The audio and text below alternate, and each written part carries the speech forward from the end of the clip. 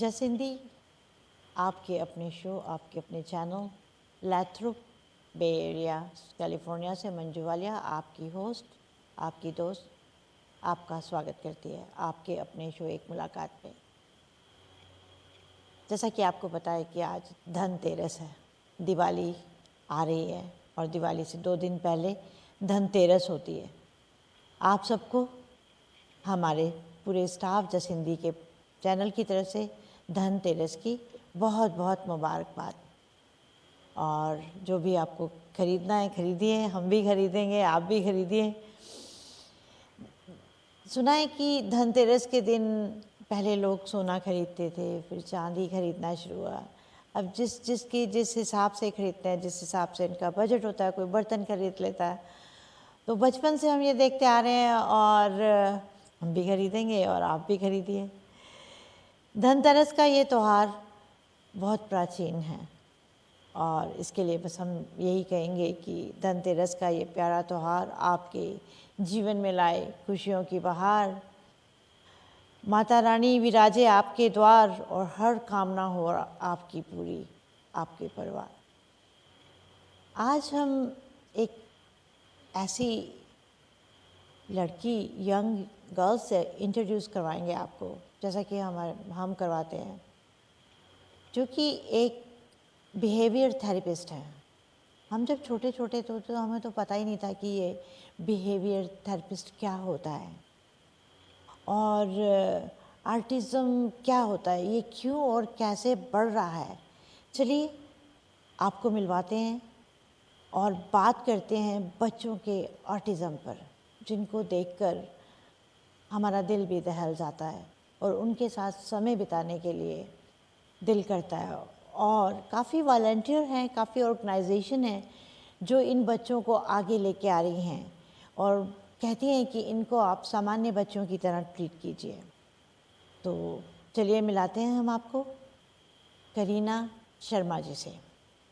करीना शर्मा एक behaviour therapist हैं और लॉस एंजलिस से हैं। नमस्कार करीना जी। नमस्ते जी, थैंक यू। कैसी हैं आप? आई एम फाइन जी करीना जी, आप अपने बारे में हमें कुछ बताइए। पहले हम आपके बारे में जानना चाहते हैं और हमारे दर्शक भी। अच्छा जी, I am 26 years old. Currently मैं लॉस एंजलिस में रह रही हूँ। जी I am currently a graduate student Pepperdine University पर जी और मैं alongside काम करती हूँ behavior therapist जी बच्चे के साथ। मुझे एजुकेशन बहुत पसंद है, लर्निंग भी और सिखाने भी। जी And I have a main mission in life क्योंकि I want to impact these बच्चे and humanity in a positive way. So I take my work very seriously. It's not just work, it's who I am. Ji. And हाँ जी। तो आपने अपने बारे में बताया कि आप एक बिहेवियर थेरेपिस्ट हैं। हाँ तो जी। आपका ये बचपन से था कि आपको इस लाइन में जाना है? जैसे यहाँ पर क्या होता है कि हाई स्कूल में बच्चों को पता चल जाता है कि बच्चा किस लाइन में जाना चाहता है, या जैसे कि वो लोग टेस्ट करते हैं, आईक्यू टेस्ट करते हैं, ये बच्चा इंजीनियर बनेगा। आपके दिमाग में या जहन में कैसे आया कि आपको एक बिहेवियर थेरेपिस्ट ही बनना है?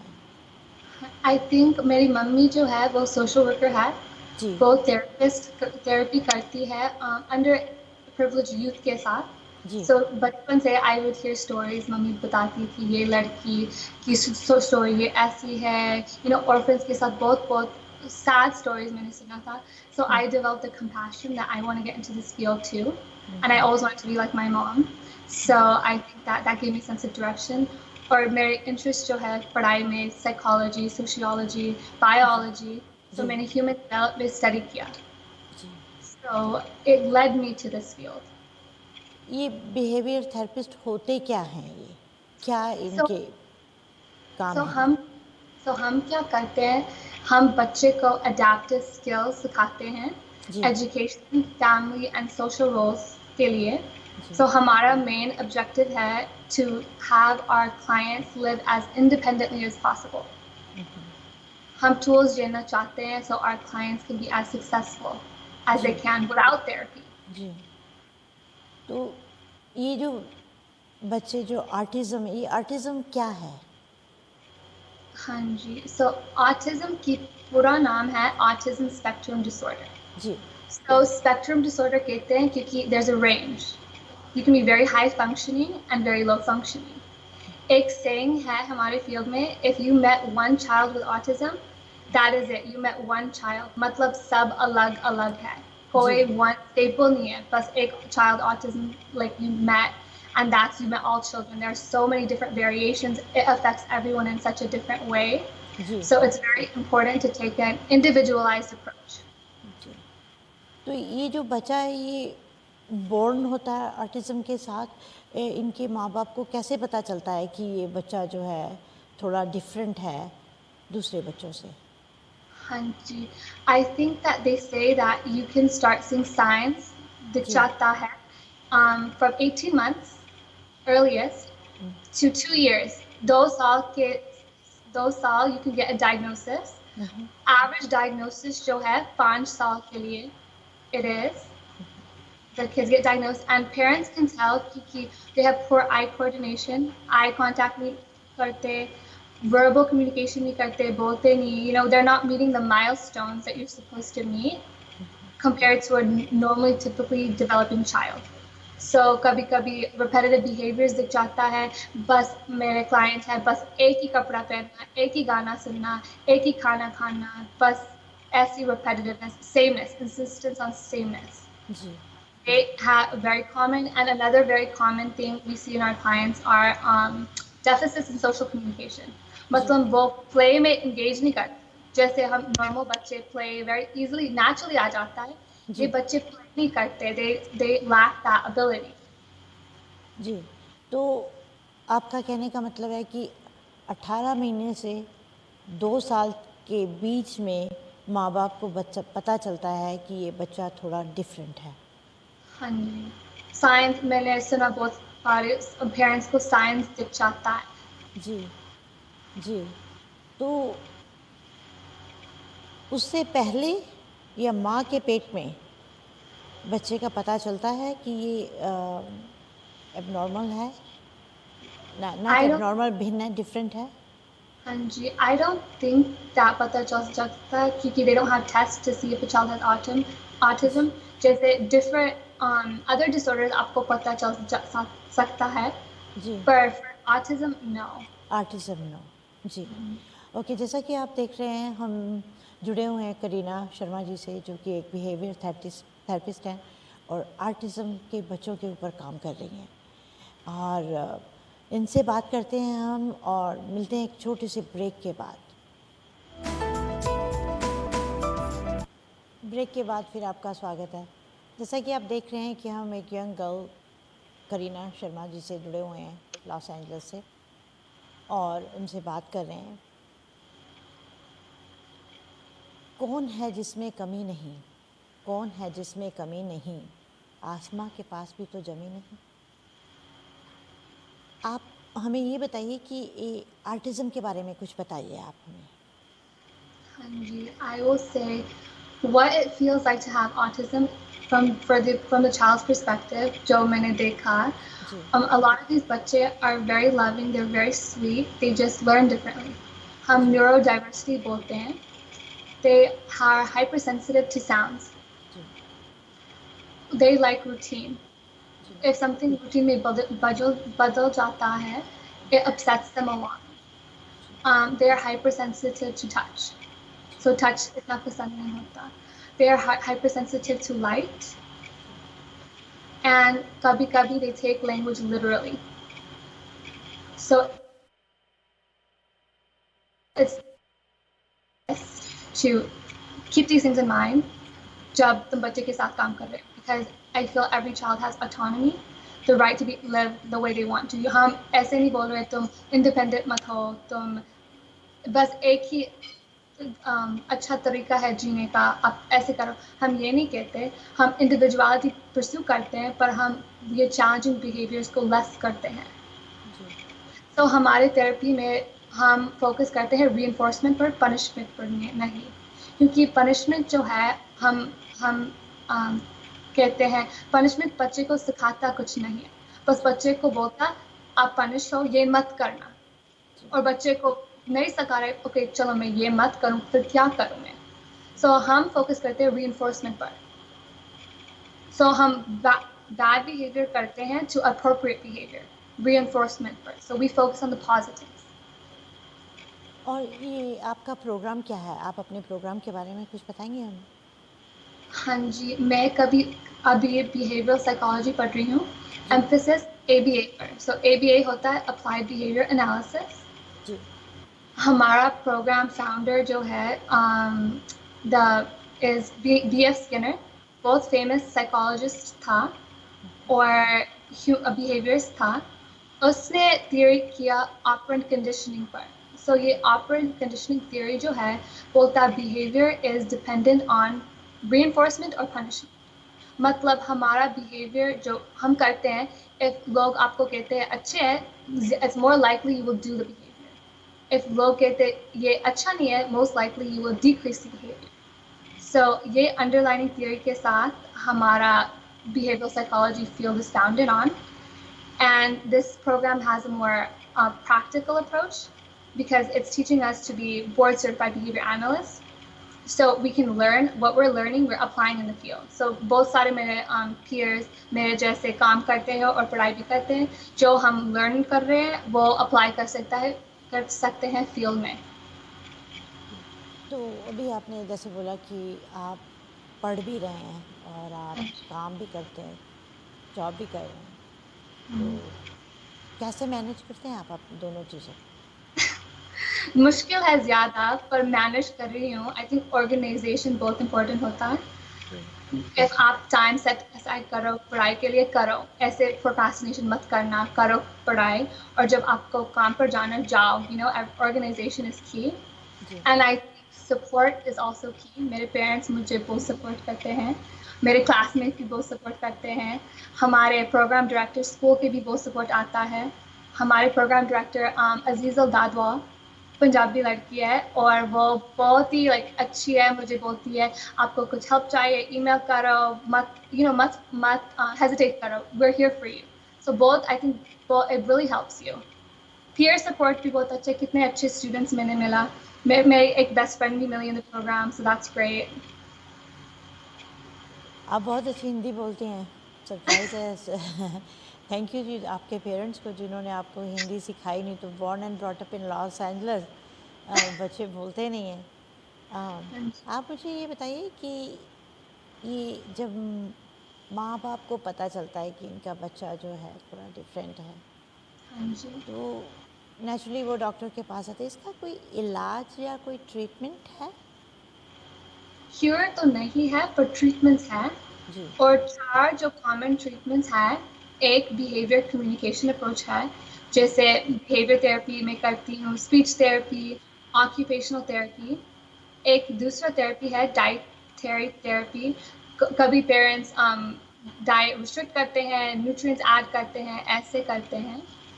3 जो है इज मेडिकेशन। डॉक्टर्स के जाते हैं, डॉक्टर प्रिस्क्राइब करते हैं, पर ये मेडिकेशन ऑटिज्म के लिए नहीं है, ऑटिज्म के रिलेटेड है। सो मतलब कोई बच्चा के पास ऑटिज्म है पर एंजाइटी भी है, डिप्रेशन भी है, सीजर्स भी होते हैं, सो ये मेडिकेशन उसका इलाज करती है। बस एक मेडिकेशन ऑटिज्म के लिए नहीं है। And the 4 is we call it complementary and alternative medicine. ये homeopathic medicine, acupuncture, ऐसे.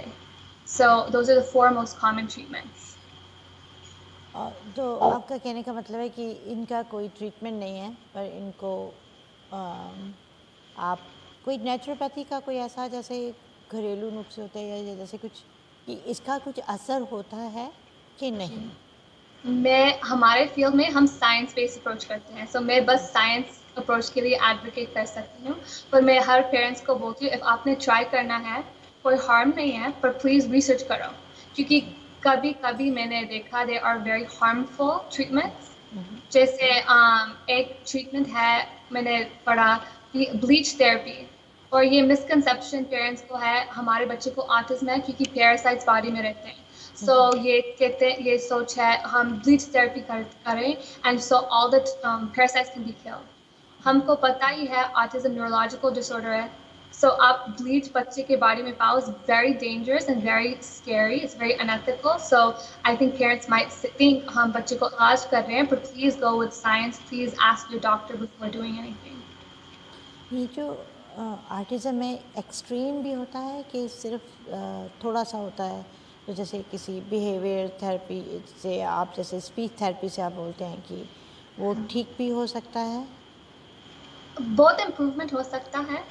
I think that with therapy, I've seen many kids grow to have lead a long, independent, fully functional life. Ji. But there are always symptoms. There's no cure. There's just treatment that we can help provide support. इसका क्या कारण क्या है, इसका reason क्या है ये आर्टिज़म का? हाँ जी, that's a very good question. Everyone wants to know. एक cause नहीं है. The reason हम अभी बोलते हैं field में is still unknown. पता नहीं है exact reason क्या है. But we can assume it's a mix between biological and environmental factors. So हमको पता है जब parental age increase हो जाता है, the बच्चा is more likely to develop autism, especially with father, if the father's older. There are the genes.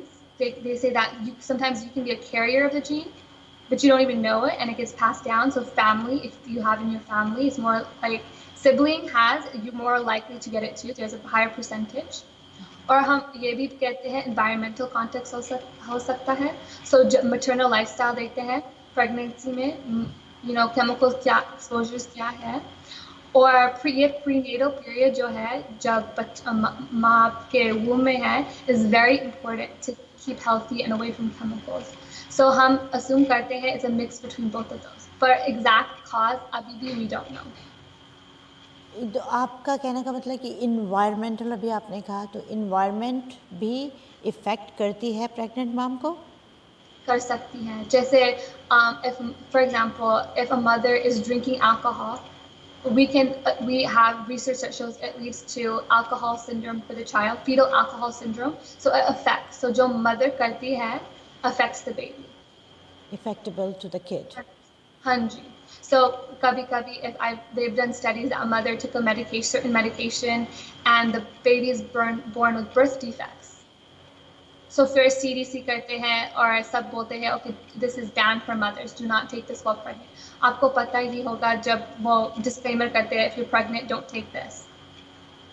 Do medicate, because it can cause harm to the baby. So you have to be very careful. जी. तो जो माँ smoke करती हैं या जो drink करती हैं, उनके चांसेस आपने बोला कि बच्चों में ऑटिज्म आने के ज़्यादा होते हैं. I don't think autism में ज़्यादा, दूसरी disorders में ज़्यादा हो सकती है. पर मैं बोल रही हूँ affects, maternal lifestyle affects the baby, not particularly in autism, but it is very sensitive period. अभी आपने एक और वर्ड बोला जीन्स, इससे क्या मतलब है आपका? जीन्स मतलब हमारे सब में जीन्स होते हैं और जब हम बच्चे पैदा करते हैं हमारे बच्चे में हमारे जीन्स हैं. मतलब हाँ जी. So if मेरे पास autism है, शायद मेरे पास बच्चा होएगा, is higher chances that I will pass down to the child. Just like कोई बीमारी है अगर पेरेंट्स में है तो बच्चे में चली जाती है. हो सकता है. तो हम बात कर रहे हैं करीना शर्मा जी से, यंग गर्ल, और बिहेवियर थेरेपिस्ट हैं, साइकोलॉजी भी कर रही हैं, मास्टर कर रही हैं. और ये बातों का सिलसिला इसी तरह जारी रहेगा और मिलते हैं एक छोटी सी ब्रेक के बाद.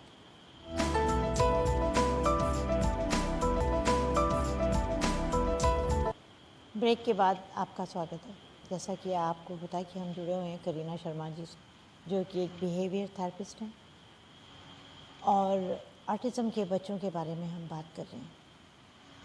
तो करीना जी, मुझे एक बात बताइए आप कि जिन माँ बाप को पता चलता है कि उनका बच्चा ऑटिज़म से गुजर रहा है, उनको क्या करना चाहिए? I think हम advocate कर सकते हैं. I know it's very difficult. एक बीमारी जो आ जाता है family पर affects the whole family. It's not just एक just dealing, the whole family gets affected. True. And I think it's very important for parents to take some time for themselves.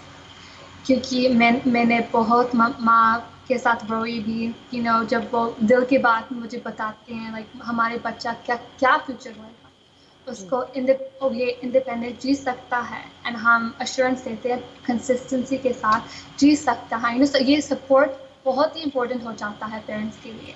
जी ये support हम therapist के साथ बात करना, दूसरे parents के साथ जो दूसरे बच्चे हैं ऑटिज्म के साथ, बात करने के सपोर्ट आ जाता है, and it's very important. And I think the second thing हम एडवोकेट करते हैं is for acceptance commitment therapy. So ये थेरेपी जो है इज सेइंग बेसिकली हम एक्सेप्ट करते हैं जो है, वी एक्सेप्ट एंड जी we should focus on the present moment, क्योंकि हमारे कंट्रोल में नहीं है फ्यूचर में क्या होएगा। So stress करने का, focus on the present moment, and we're committed to the action. So this ACT therapy has 6 main principles. एक acceptance होता है, that we cannot change, accept जो है सो है। दूसरे होता है cognitive diffusion. So ये cognitive diffusion जो है, हम कहते हैं एक step back करो from आपके thoughts, take one step back.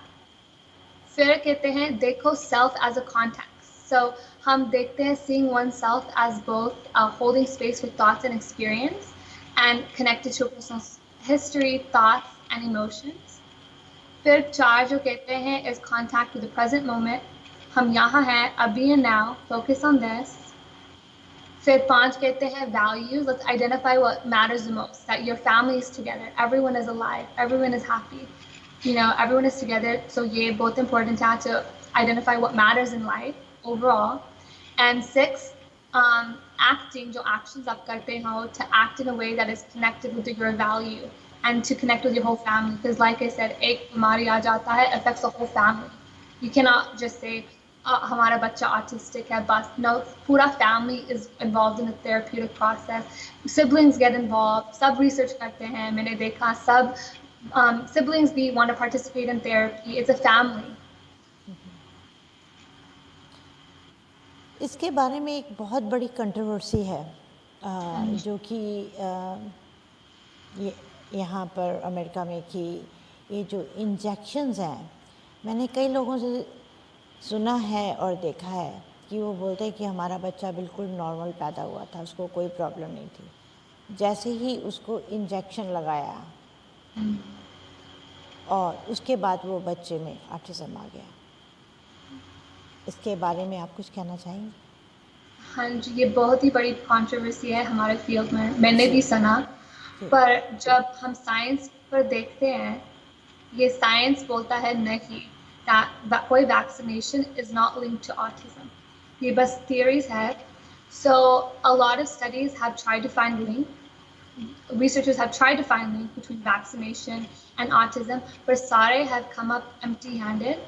और जो CDC है, Center of Disease Control, ये CDC भी बोलता है that there is no link between vaccination and autism.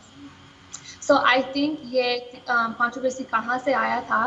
In 1998, कोई British researcher ने published a paper stating MMR vaccine is linked to autism.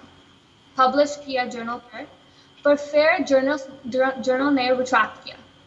Or the General Medical Council declared that the paper was based on bad science and it was fraud and falsifications. ये researchers ने गलत research publish किया, so they retracted it. इसके बारे में भी बोलते हैं कि ये जो MMR की जो अपने मेडिसिन की बात की है कि फार्मास्यूटिकल कंपनियों को सपोर्ट करने के लिए ये उस इंसान को इन्होंने झूठा ठहरा दिया कि ये फ्रॉड है। हाँ जी, ये सारे थियरीज है, science doesn't lead to that. So मैं only advocate कर सकती हूँ जो हम लर्न करते हैं स्कूल पर, साइंस पर। सबका राइट है to believe what they want to believe. पर मैं एडवोकेट कर सकती हूँ, हमारा साइंस बोलता है कोई लिंक नहीं है। पर जब यहाँ पर हमें फ्रीडम ऑफ स्पीच है, हमको सब कुछ है, तो ये क्यों फोर्स करते हैं? कोई माँ बाप अपने बच्चों को इंजेक्शन नहीं लगवाना चाहते हैं, जैसे कि कैलिफोर्निया में लॉ कर दिया है कि you must have to have a injection to go to the school. जी, पर अरिज़ोना में ये नहीं था। पर अभी क्या है कि इन्होंने पूरा USA में कर दिया है कि मस्ट हैज़ अ इंजेक्शन। लोगों को डर लगता है, आप कैसे समझाते हैं आपके, अगर एज ए पेरेंट्स मैं आपके पास आती हूँ और आपसे बात करती हूँ कि मैं अपने बच्चे को इंजेक्शन नहीं देना चाहती हूँ, उसके बारे में आप कुछ कहना चाहेंगी? हाँ जी, मैं बस एडवाइस कर सकती हूँ जो साइंस को कहता है। जी मैं कंसर्न सुन सकती हूँ आपके कंसर्न्स, क्योंकि मैं अंडरस्टैंड करती हूँ, क्योंकि आपके बिलीव्स है एंड आपको राइट है, हक है to believe what you want to believe. जी So I can only again advocate for what science क्या कहते हैं, but final decision parents का है. जी जो you think is best for your child. हम बस support system, हम बस advice कर सकते हैं, पर final decisions parents का है, और जो parents करना चाहते हैं हम support करते हैं, क्योंकि end result is to benefit the child के लिए क्या अच्छा होगा. जी मुझे याद है कई बच्चे जो है इंजेक्शन लेते हुए बेहोश हो जाते हैं जब उनको इंजेक्शन दिया जाता है। आपको नहीं लगता कि ये जो है रिलेटेड टू द इंजेक्शन और फियर? बेहोश मतलब फेंट हो जाते हैं. फेंट हो, जी जी हाँ जी. So I think ये बस fear है. हाँ, ये जब इंजेक्शन आता है कोई actual negative side effects नहीं, बस दिमाग हमें fear हो जाता है, जैसे anxiety होता है ना. So ये हम इंजेक्शन fear के लिए ही study कर रहे हैं, इंजेक्शन autism के लिए study कर रहे हैं. Fear तो होएगा, पर it's not going to be linked to autism. And I think हर बच्चे का sensitivity level देखना, tolerance देखना, everyone is individual case. So हम case by case basis पर जाते हैं, क्योंकि एक therapy बस is individualized for that one client. We have to make individualized approach for all the clients. एक माँ को जब पता चलता है कि उसका बच्चा इस ऑटिज़म के दौर से गुजर रहा है, तो आई एम श्योर कि वो जब आपके पास आती है तो नर्वस भी होती है, तो उसको आप कैसे समझाते हैं, कैसे आप उन पेरेंट्स को कन्विंस कराते हैं कि आपको इस बच्चे को ऐसे ही और नॉर्मल तरीके से, कि ये किसी से डिफरेंट नहीं है, आप कैसे कहते हैं कि उनको कि कैसे, क्योंकि पेरेंट्स जो होते हैं ना, as a parents, being an a parents us, we have a कि सोचते हैं, फ्यूचर सोचते हैं, अपने बच्चे का सोचते हैं, उसके बारे में आप अपनी साइकोलॉजिस्ट जो आप कर रही हैं मास्टर्स, उसमें कैसे समझाते हैं माँ बाप को?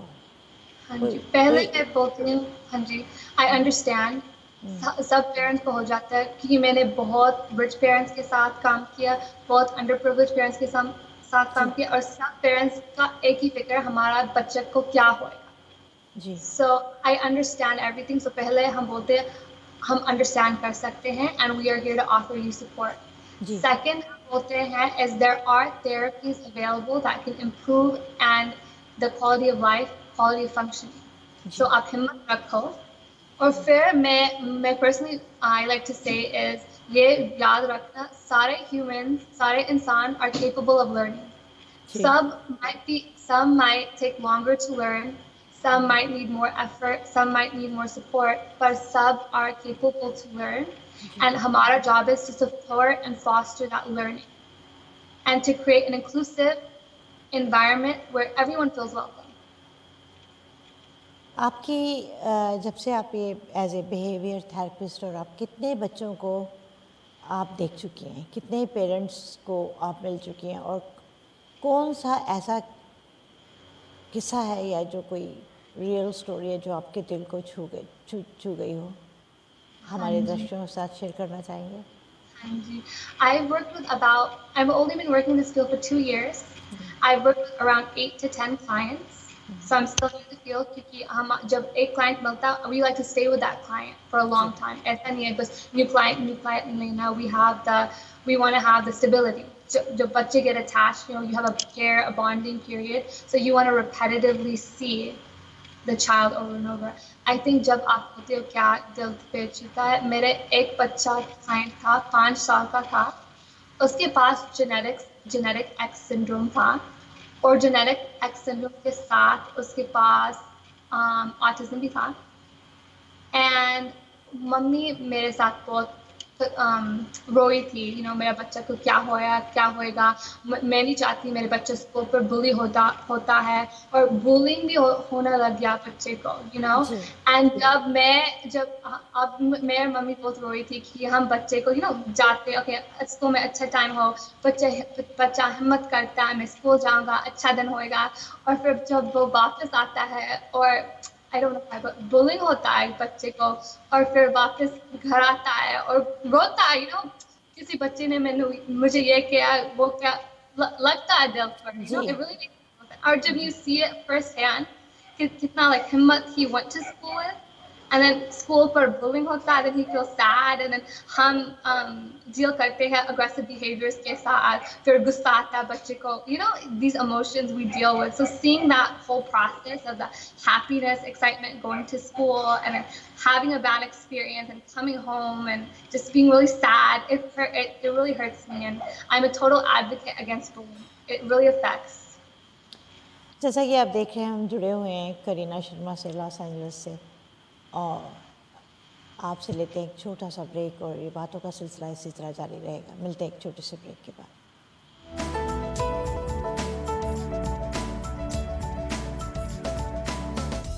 एंड आर्टिज़म के बच्चों के साथ काम करती हैं और मास्टर्स कर रही हैं साइकोलॉजी में। तो करीना जी, एक क्वेश्चन है, ABA ये क्या है? So ये ABA क्या है is the most popular treatment method जो हो रहा है for autism. So ABA stands for Applied Behavior Analysis. Ji So इस Applied Behavior Analysis में हम क्या सिखाते हैं? It's a scientific approach to teaching autism. हमारा focus है environment में क्या है जो behavior को influence करता है. So हमारा main concern है is to track data. And we track data using ABCs of behavior. So ABC क्या होता है? Antecedent, फिर behavior, फिर consequence. So antecedent जो है behavior के आगे क्या होता है, जी फिर behavior, फिर behavior के बाद क्या होता है. So फिर हम देखते हैं function of behavior क्या है. So हमारे field में हम ये बोलते हैं 4 functions of behavior होता है. एक function होता है sensory, मतलब इंट्रिंसिक, बच्चे में अंदर खुद ही सेल्फ स्टिमुलेटरी बिहेवियर आता है. फिर दूसरा है एस्केप, बच्चा एक्ट्स आउट टू एस्केप, कोई अनप्रेफर्ड एक्टिविटी आप देते हो, अनप्रेफर्ड खाना देते हो बच्चे को, सो एस्केप के लिए वो बिहेवियर करता है. तीसरा अटेंशन, शायद बच्चे को अटेंशन चाहिए, पॉजिटिव अटेंशन, नेगेटिव अटेंशन जो है आप कैसे हो, वर्बल प्रेज अच्छे कर रहे हो. एंड द लास्ट वन हम कहते हैं इज टैंजिबल्स, सो एक्सेस टू टैंजिबल्स, बच्चे को कुछ चाहिए. सो हम फंक्शनल बिहेवियर असेसमेंट करते हैं, डिटरमिन करते हैं फंक्शनल बिहेवियर क्या है. सो फिर हम बिहेवियर इंटरवेंशन प्लान करते हैं, और फिर हम थेरेपी. आप ये जो बिहेवियर की बात कर रही हैं, पर्सनल बिहेवियर की, इसको कैसे जज करते हैं आप? अगर एक बच्चा आपके जैसे आप पर्सनल बिहेवियर की बात कर रहे हैं, आपने 3 बताए इसके, तो पर्सनल बिहेवियर में आप कैसे जज करती हैं? मतलब क्या करता है बच्चा? छोटे बच्चे को तो सारे मेन एक ही तरह से बात करते हैं. हाँ जी. सो आई थिंक कि फंक्शनल बिहेवियर असेसमेंट में हमको पता चल जाता है, क्योंकि हम टेस्ट करते हैं. कैसे? फॉर एग्जांपल हम प्ले कंडीशंस करते हैं जी. हम कहते हैं बच्चे को नो डिमांड्स करते हैं, देखते हैं बच्चे का कैसा बिहेवियर, बच्चे का बिहेवियर अच्छा होएगा क्योंकि कोई डिमांड्स नहीं है, फ्री प्ले होता है. फिर हम देखते हैं, हम बच्चे को डिमांड्स करते हैं, कैसा बिहेव करता है. डिमांड से आपका क्या मतलब है? डिमांड मतलब हम बच्चे को कहते हैं मैथ का टाइम है, मैथ करो. जी. बच्चे का टैंट्रम होता है मैथ टाइम के, सो फिर लगता है बच्चे का फंक्शनल बिहेवियर एस्केप है, क्योंकि ये टैंट्रम हो रहा है क्योंकि मैथ होमवर्क नहीं करते. और फिर कॉन्सिक्वेंस है, मम्मी कहती है चलो ठीक है मत करना मैथ होमवर्क, मैं नहीं आपका रोना सुनना. फिर बच्चा सीखता है मैं कर सकता हूँ टैंट्रम, रो सकता हूँ, और I don't have to do the math homework. So escape के मारे बिहेवियर होता है. So I think with this FBA functional behavior assessment, जो board certified behavior analyst करता है, they determine the functional behavior. फिर then we put together the behavior intervention plan based on that and do individualized strategies to help eradicate the behavior, to help treat the behavior, and to change it into appropriate behavior. So मैं example देती हूँ आपको. हमारा एक client था, वो screen करता था क्योंकि उसका वोकल जो है वोकल रेपर्टोर लिमिटेड था, वर्बल रेपर्टोर हम कहते हैं.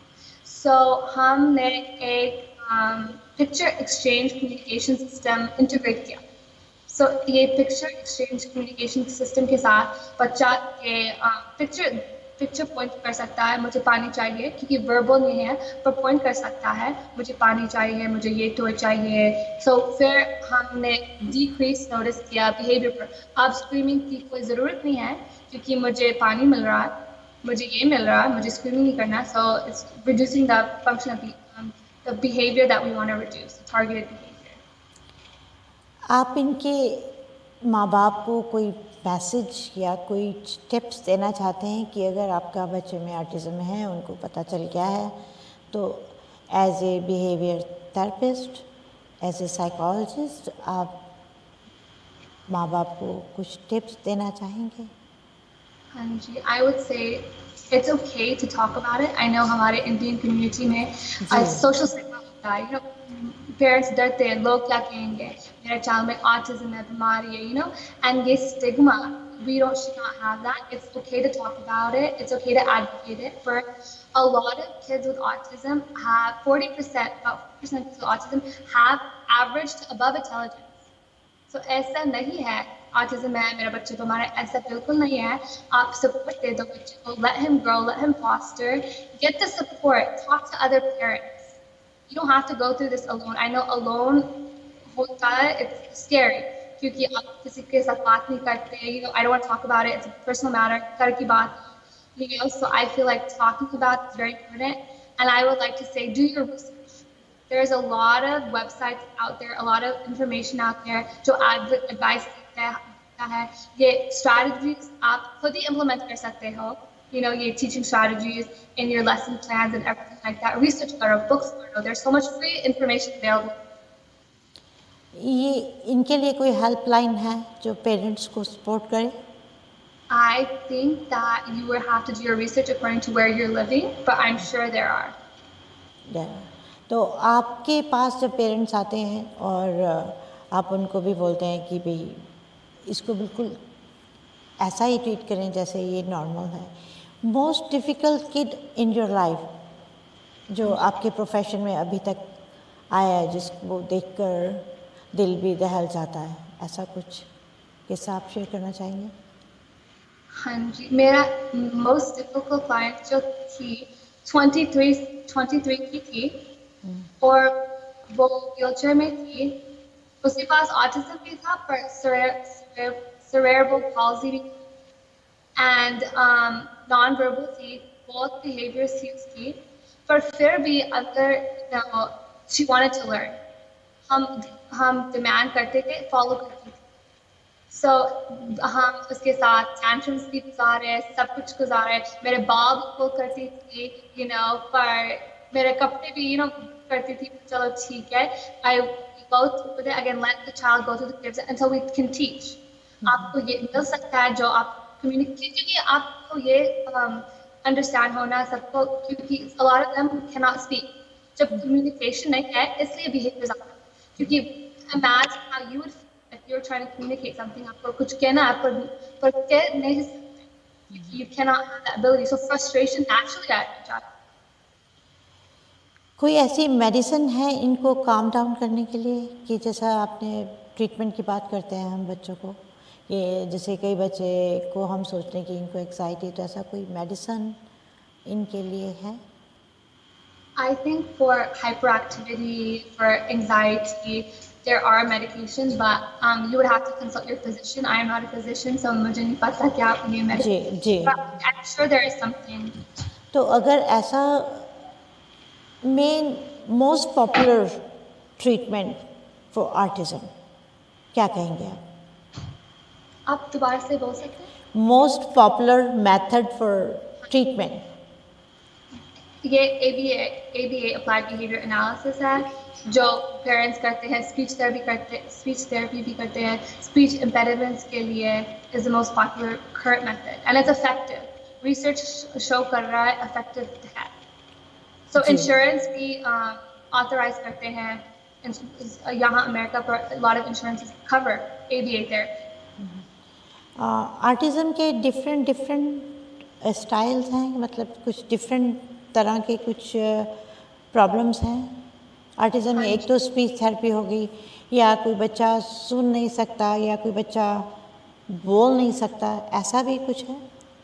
हाँ जी, जैसे मैंने पहला बोला, it's such a wide spectrum. So बहुत हाई फंक्शनिंग इंडिविजुअल्स हैं फिर to very low functioning, so it's a range. It all depends on how it affects the client, and it affects everyone differently. जैसे मैंने, like I said, that if you meet one child with autism, you've only met one child with autism. It's a unique individual case. Every client I've worked with is different. Everyone has different disabilities that we can work with, and you have to take an individualized approach. जैसे मेरी एक client थी, the most smartest person मेरी ज़िंदगी में मिली। उसका memory इतना अच्छा था, आप उसको बोल सकते हो अपने ये डेट पर क्या हुआ था, आपको easily बता सकती है। कितनी I've never met such a smart person, पर उसमें थोड़ा सा social deficit था। So I can have low ranging, like I had mentioned to you, and then to very high functioning. So there's full range. जी। तो जैसा कि आप देख रहे हैं कि हम जुड़े हुए हैं करीना जी से। करीना जी, बहुत बहुत शुक्रिया आपके टाइम का, और जो आपने हमें दिया, और आर्टिज़म के बच्चों के साथ आप काम कर रहे हैं और इसी तरह करते रहिए। सदा दूर रहो गम की परछाइयों से, सामना ना हो कभी आपको तकलीफ़ों से, हर अरमान हर ख्वाब पूरा हो आपका, यही दुआ करते हैं हम दिल की गहराइयों से। और जो आप काम कर रही हैं और जो इन बच्चों के साथ इनको हेल्प कर रही हैं, ये कोई बहुत कम यंग गर्ल्स मैंने देखी हैं जो इसमें जाती हैं, क्योंकि ये दिल दहला देने वाला एरिया है, जहाँ जब आप बच्चों से मिलती हैं, बच्चों के माँ बाप से मिलते हैं, आप बहुत अच्छा काम कर रही हैं। और हमारी दिल से दुआ है आपके लिए कि आप इसी तरह करती रहें और बच्चों में खुशियाँ बांटती रहें। और इसके साथ ही हम आपसे विदा लेते हैं, और आपसे भी विदा लेते हैं। दिवाली का त्यौहार आ रहा है, और कोरोना से बचिए, मास्क लगा के रखिए, और इसी तरह हम आपसे फिर मुलाकात करेंगे। धन्यवाद आपका, शुक्रिया। शब खैर, खुश रहिए, आबाद रहिए, फिर मिलेंगे हैप्पी दिवाली के साथ। आज हम आपसे विदा लेते हैं।